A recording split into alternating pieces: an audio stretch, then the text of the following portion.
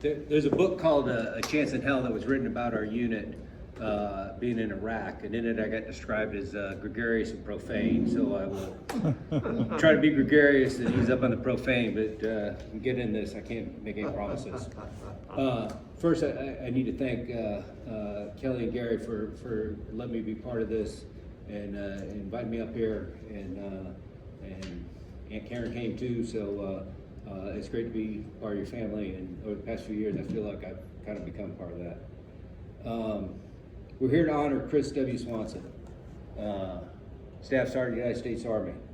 Chris' previous awards include the Bronze Star, the Purple Heart with Oak Leaf Clusters, 3 Army Achievement Medals, 2 Army Commendation Medals, an Army Good Conduct Medal, Kosovo Campaign Medal, the NATO Medal, Presidential Unit Citation, a Navy Unit Citation, the Army Good Conduct Medal, the Combat Infantryman's Badge, the Expert Infantryman's Badge, and the Army Parachutist Badge, all by the age of 25. Chris was a veteran of Kosovo, and in 2006, when he was killed, he was on his 3rd tour to Iraq, which the war started in 2003. Chris was a soldier. Chris was, I'm a tanker. I commanded the 1st Battalion, 35th Armor.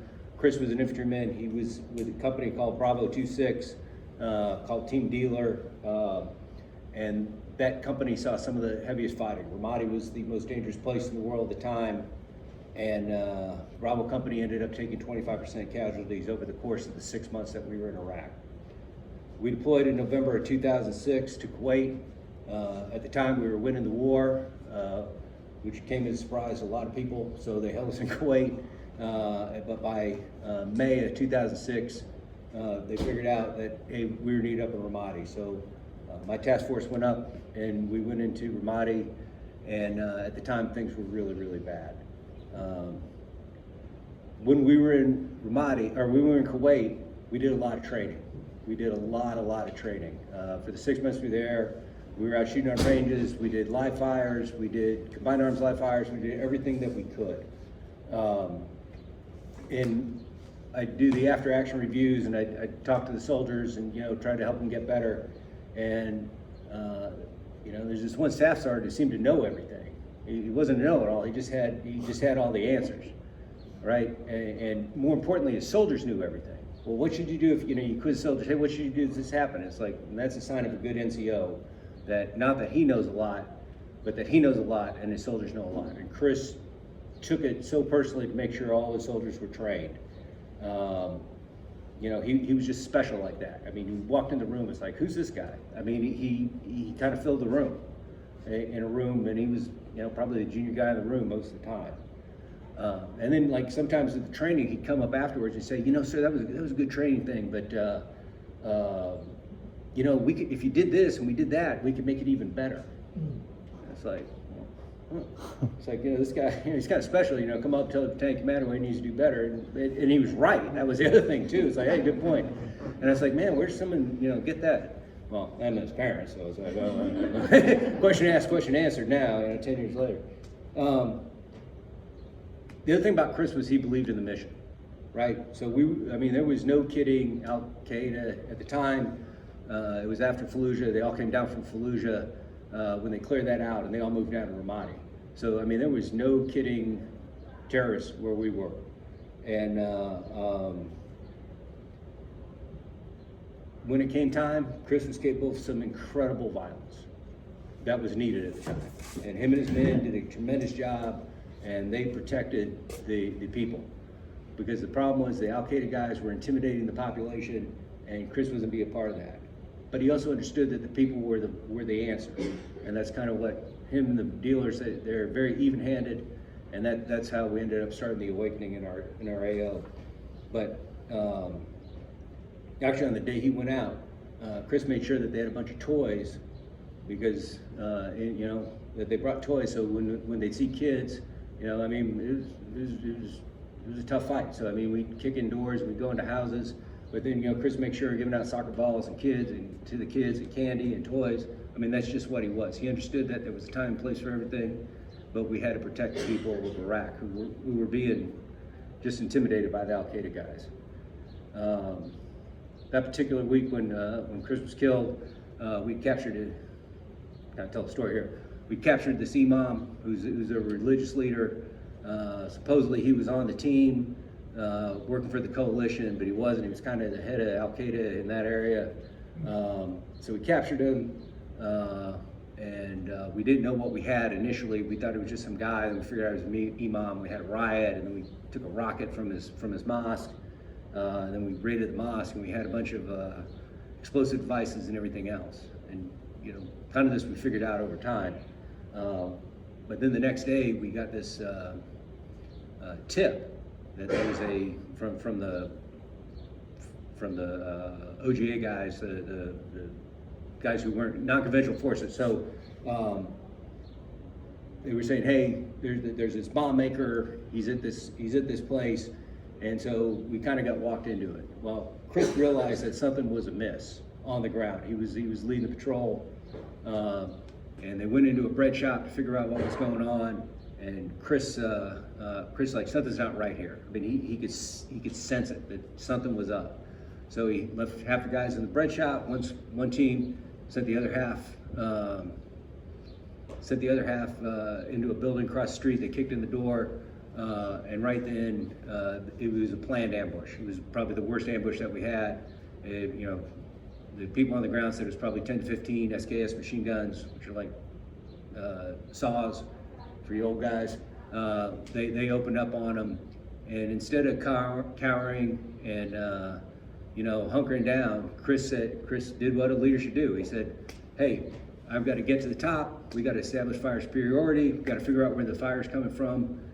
So Chris ran up to the roof and started to engage the enemy, where he was killed by a machine gun bullet. I was there when they brought Chris into Charlie Med, and it was a tragic day because we lost a really good man. I mean, not we lost a soldier, not we lost a guy. Here was a good man that died needlessly before his time. But I think if you could talk to Chris right now, his one statement would probably be, better me than one of my guys. Because that's just the kind of leader he was. That's about all I can say about the soldier. We've got George Owings here, who's the Secretary of the Maryland Department of Veterans Affairs, and he knew the man. And so I'm going to turn it over to George. Thank you.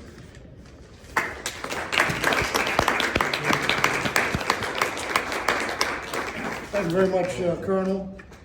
It is indeed an honor to be here.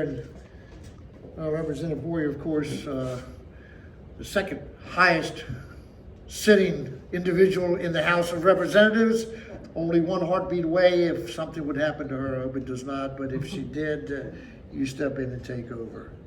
We want to thank you for coming down here today to make this presentation to the Swansons.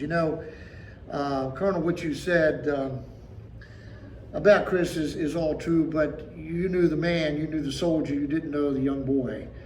I guess I first met him, Gary, I'm trying to think, maybe when he was lifeguard at the pool or something down in Rose Haven. This goes way back in time. I grew up in the town next to him. But more importantly, I ran into him again when I was in the House of Delegates representing Lower Anne Arundel County and northern part of Calvert County. And he's everything that you heard he was as a youngster growing up and more than that. But on his webpage, you will find something, and he believed wholeheartedly in the Lord. He was a Christian. He was a devout Christian. And some people shy away from that today. A lot of people shy away from that. He did not. I think it's John 15:12-15, and this is my commandment. Love thy neighbor as I love thyself. And it goes on to say, no greater love hath a man than he who would lay down his life for his friends. You alluded to that earlier. Chris did that exact same thing. As the story goes, they didn't even know he'd been wounded the first time. The first Purple Heart was unknown to the Swanson family because that's not what he was about. And of course, the second Purple Heart is what took him from us. But you got to believe that somebody who grew up to live the life that he lived and the leader that he became was such that the destiny was he would leave early, that he would be taken home ultimately, and he was. He left another mark because of his mother and father. It was because of his loss that we have Gold State tags in this state. Gold State tags numbers 1, 2, 3, and 4 because of the Swanson family. Heretofore, we didn't have them. We had American Legion, we got Purple Heart, we got this, that, the other, we got all kinds of the Lions clubs, but we did not have a Gold Star family plate until, and that was on my transitioning out of here, when I saw it through anyway with Jim Atkins, when we put it all together, that we now, when you roll up on a Gold Star tag, it's because of the Swansons, it's because of Chris's giving up of his life. Make no mistake, he did not lose his life for anything. He gave his life for this country and for those that he was fighting for. With that said, and I'm not going to take any more, it's a high honor now to, and it did be the high honor, to bring Congressman Hoyer, who's, I guess, 40 years now. I've been knowing you, more than that, I've been knowing you, but you've been the leader. Over 50, I guess. You've been a leader, not just in our counties that you represent, but in the state, in the nation. Stanley, it's an honor to be with you today, and for this presentation that you're going to make to the Swansons, I want to welcome you to the podium.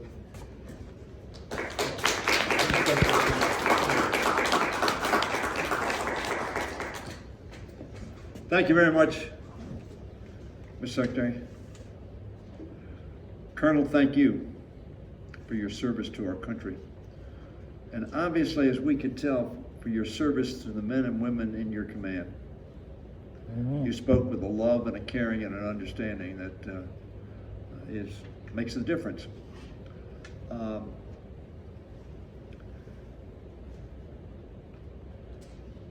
Christopher was a NCO.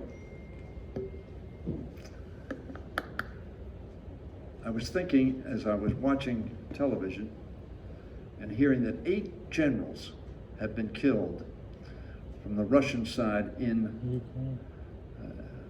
Ukraine. I wear a little pin here. I was on the border of Ukraine last Thursday. Just 5 days ago, on the border of Ukraine. The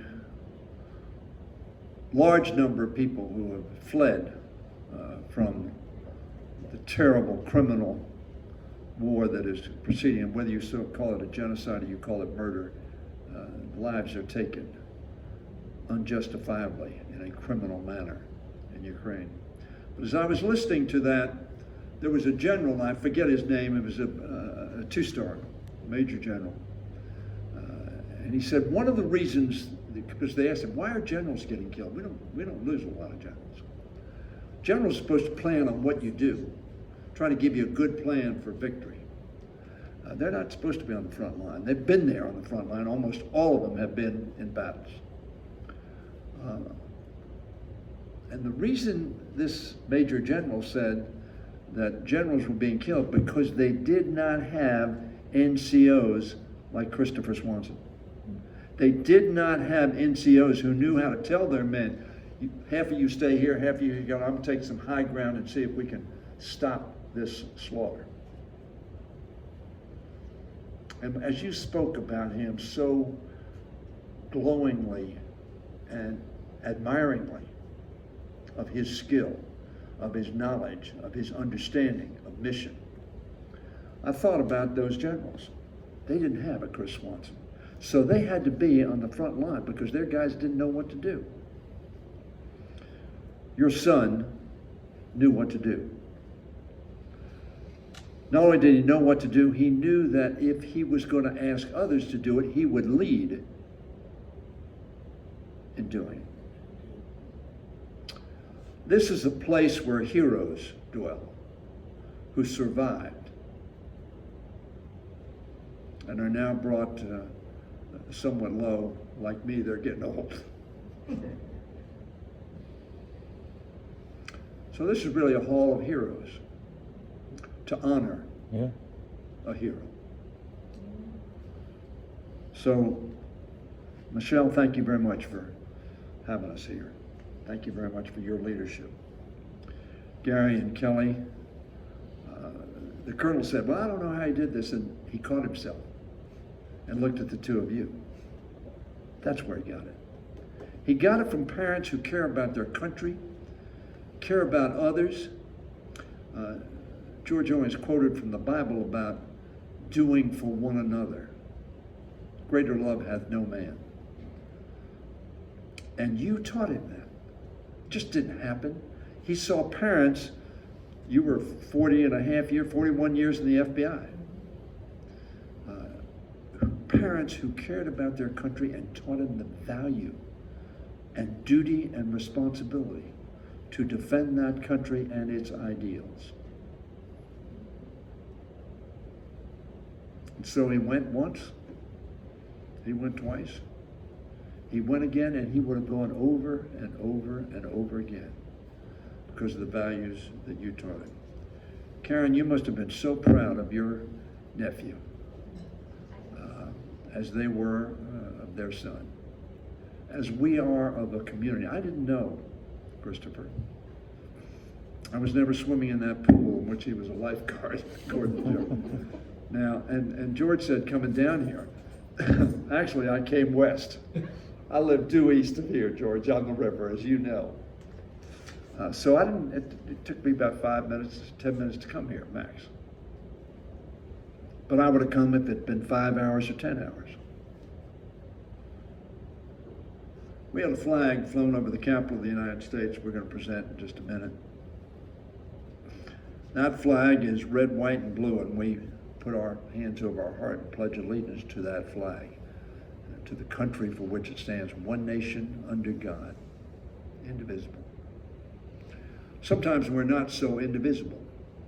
We sort of fight with one another, we disagree with one another, and we have a lot of confrontation in our country. But let me tell you what we don't have confrontation over, is the value of those who serve, of the debt we owe to those who serve. This facility is part of paying that debt to those of you who have served here and around the world. At the point of the spear.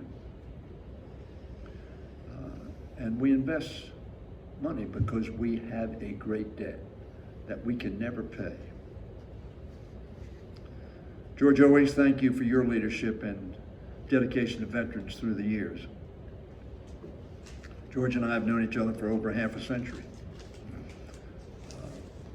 And he has always been faithful to his comrades in arms and to those who served our country in uniform. And Colonel, thank you very much for your extraordinary service. You know, I got a feeling, Colonel, that had Chris lived, he'd be a colonel or maybe even, who knows, a brigadier. Sergeant Major of the Army was my cadet. He was He didn't like officers. You don't like officers until you become one. Rodney Jones and Angela Quaid and Kathy Attic, thank you for your service to our veterans. We talk about our veterans, you serve them every day. Thank you for that. We honor bravery and service and commitment, patriotism today. Staff Sergeant Christopher Swanson. I wish I'd known Chris, but you know what? As I'm watching a television that shows those Ukrainians standing up to a bully and a murderer, and today in a steel factory we have about 1,000 Ukrainians refusing to give up because they want to defend their country and their people. Hopefully some of them will get out. But they are prepared to give it all for the protection of their country. That was Chris. I didn't know him personally, but you brought him to all of us who didn't know him personally in a very excellent way. The colonel's told the story. I was going to tell it, but he did what leaders do. And what apparently these Russian NCOs can't do. He saw a situation. He took in the information. He made a decision as to how best to proceed, and that he would take the lead. Not tell somebody, you go out there and do it, but that he would lead to preserve and protect the lives of those with whom he served and were under his leadership. Today, America, Colonel, as a result of your efforts and others, today we will at last give him the recognition he deserves for his sacrifice in the form of a Bronze Star. But it's not a Bronze Star alone. It's got a V on it. It's not for victory, it's for valor, it's for courage, it's for commitment. It's for a sense of duty.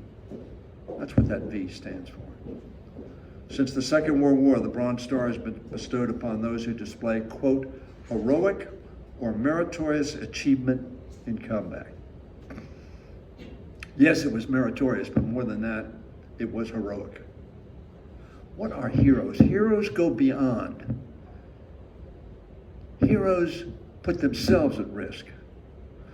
Now, it may not be your life, but it may be something you win or lose, or you put yourself out there. Gary and Kelly, it's my greatest honor, and I mean that sincerely. I give a lot of speeches, I do a lot of things around, that some are big deals, some are not big deals. But there's no deal bigger than thanking those who make it possible for us to fly that flag over a free land.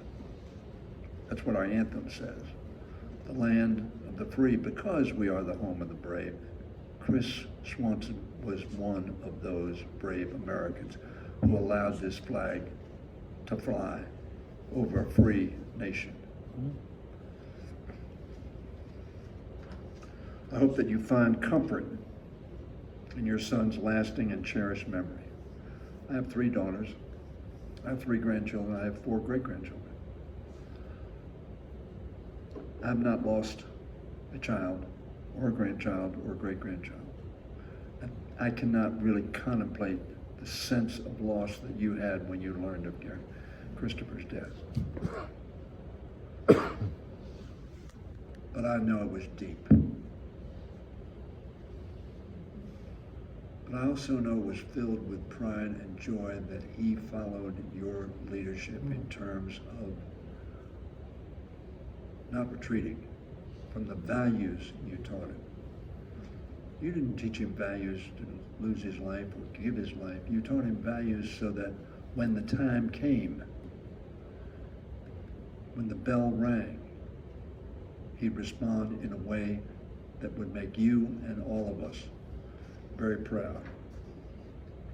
President Kennedy once stated, and I quote, "As we express our gratitude, we must never forget that the highest appreciation is not to utter words, but to live them." A grateful nation builds facilities like this so that those like Christopher, those who sit with us, will never be forgotten, will never be left behind, will always be remembered. And when they need care, care will be given. That is the price of liberty, of freedom. So let us honor Staff Sergeant Swanson through both our words and our actions, and work to build a future for our country and the world that is worthy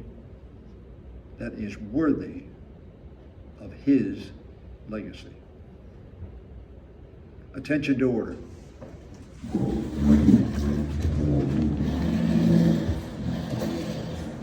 Left his covered position and sprinted to the rooftop to engage the overwhelming enemy force.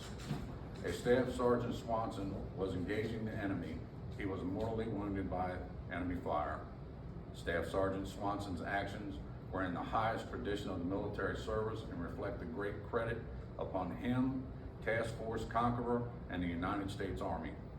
This is from the Adjutant General R.W. Burnett Jr. and the Secretary of the Army, Ryan D. McCarthy.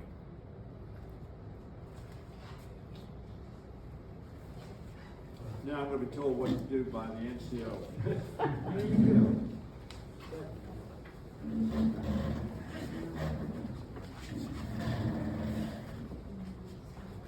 You know, I'm looking at Chris, and although I didn't know him, and that speaks to it.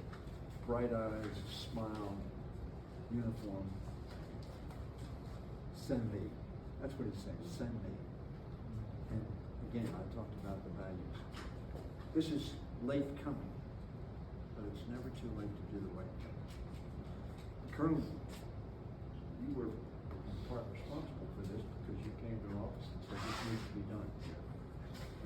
And as a result, we were proud to work on behalf of your son.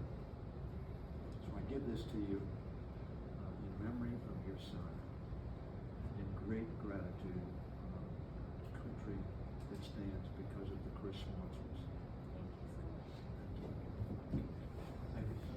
In addition to that, this is a certificate, and you don't have to take it right now, but this flag I pointed to was flown over the capital of the United States in honor of your son.